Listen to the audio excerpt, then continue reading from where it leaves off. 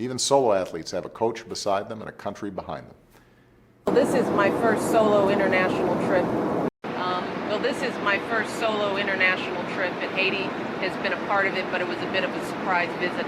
The warmth that Michelle felt on her recent trip to Mexico, her first solo trip as First Lady. He said he'd only played team sports in the past. He wasn't used to a solo effort. At one point, her solo album, Tapestry, which, by the way, was one of the first albums I ever bought, was the highest-selling album of any genre in history.